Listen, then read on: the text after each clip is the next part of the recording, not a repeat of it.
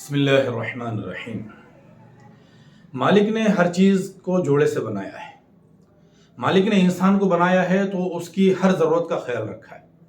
جوڑے کے بغیر انسان ادھورا ہے۔ اللہ نے اگر پیٹ بنایا ہے تو کھانے کا انتظام بھی کیا ہے، لیکن چوری کر کے کھانا حرام ہے۔ مالک نے اگر انسان کے اندر نفسانی خواہشات، سیکسی پاور رکھا ہے تو اس خواہش کے پورا کرنے کا حلال طریقہ بھی بتایا ہے، جسے نکاح کہتے ہیں، شادی کہتے ہیں، میرج کہتے ہیں۔ شادی کے بغیر اس ضرورت کو پورا کرنا حرام ہے۔ نکاح کا بندھن ہر ایک کے لیے ضروری ہے، اور کیونکہ یہ فطری چیز ہے، یہ ایک نیچرل میٹر ہے اور یہ ضروری ہے، اس لیے اللہ تعالیٰ نے اس کو عبادت کا درجہ دے دیا ہے۔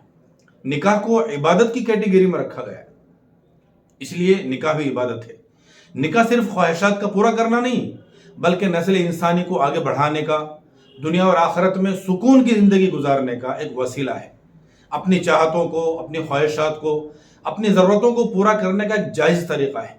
معاشرے میں باعزت زندگی گزارنے کا، سماج کو، سوسائٹی کو گندگیوں سے بچانے کا، اور سماج میں، معاشرے کے اندر بہو بیٹیوں کی آبرو کی حفاظت کرنے کا ایک طریقہ ہے۔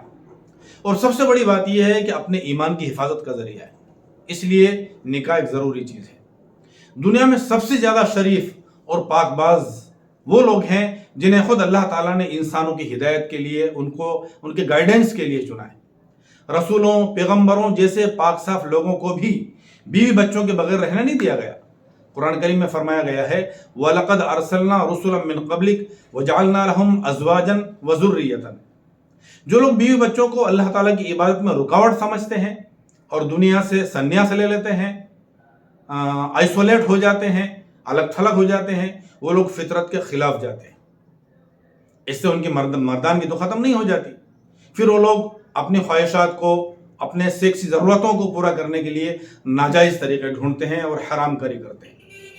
پیغمبر کے بعد دنیا کے سب سے اونچے لوگ وہ ہیں جو رسول کریم صلی اللہ علیہ وسلم کے شاگرد ہیں، جن کو صحابہ کہتے ہیں۔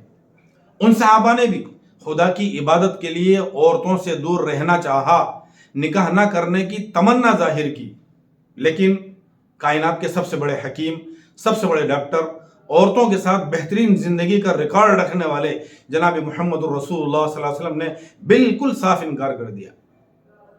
حضرت سعد رضی اللہ تعالیٰ عنہ فرماتے ہیں اگر عثمان بن مظعون کو یہ اجازت مل جاتی بیوی بچوں سے الگ تھلگ رہنے کی، شادی نہ کرنے کی، تو ہم اپنی خواہشات کو ختم کرنے کے لیے، اپنا سیکسی پاور ختم کرنے کے لیے ہم خصی ہو جاتے۔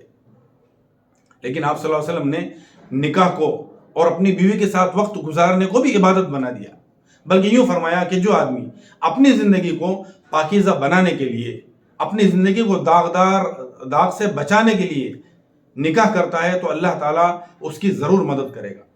وَالنَّاكِحُ الَّذِي يُرِيدُ الْعَفَافِ، ایک جوان آدمی جسے اپنی ضرورت پوری کرنے کے لیے کوئی حلال طریقہ اگر نہیں مل رہا ہے تو اس کا ذہن بھٹکنے لگتا ہے، دماغ میں آوارگی پیدا ہو جاتی ہے، اپنی ضرورت پوری کرنے کے لیے وہ حرام طریقوں پر آمادہ ہو جاتا ہے۔ اس لیے آپ صلی اللہ علیہ وسلم نے فرمایا یا معشر الشباب من استطاع منکم الباءۃ فلیتزوج فإنہ اغض للبصر واحسن للفرج۔ اے نوجوانوں، جب جوانی کی امنگیں سر اٹھانے لگیں تو نکاح کر لو، اس سے یہ فائدہ ہوگا کہ تمہاری آنکھوں میں شرم و حیا آ جائے گی، تمہاری آنکھیں، تمہاری نگاہیں بھٹکنے سے بچ جائیں گی، جوانی کی امنگوں کو پورا کرنے کا ایک جائز طریقہ تمہیں حاصل ہو جائے گا اور تمہارے ایمان کی حفاظت ہو جائے گی۔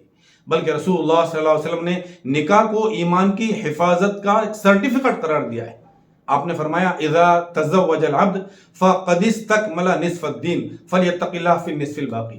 نکاح کے ذریعے آدھا دین تو محفوظ ہو گیا، اب اور آدھا دین بچانے کے لیے اپنے دل میں اللہ کا ڈر پیدا کر لو۔ حضرت مولانا شیخ یونس صاحب رحمۃ اللہ علیہ فرمایا کرتے تھے نکاح کے وقت آدمی کو 3 نیتیں کر لینا چاہیے۔ اتباع سنت، آپ صلی اللہ علیہ وسلم نے نکاح کرنے کے لیے کہا ہے اس لیے نکاح کر رہا ہوں۔ تکثیر امت، ہمارے ذریعے سے آپ صلی اللہ علیہ وسلم کی امت میں اضافہ ہوگا اس لیے نکاح کر رہا ہوں۔ اور تحسین نفس، اپنے آپ کو گناہوں سے بچانے کے لیے نکاح کر رہا ہوں۔ اللہ تعالی ہم سب کو عمل کرنے کی سعادت نصیب فرمائے۔ السلام علیکم ورحمۃ اللہ وبرکاتہ۔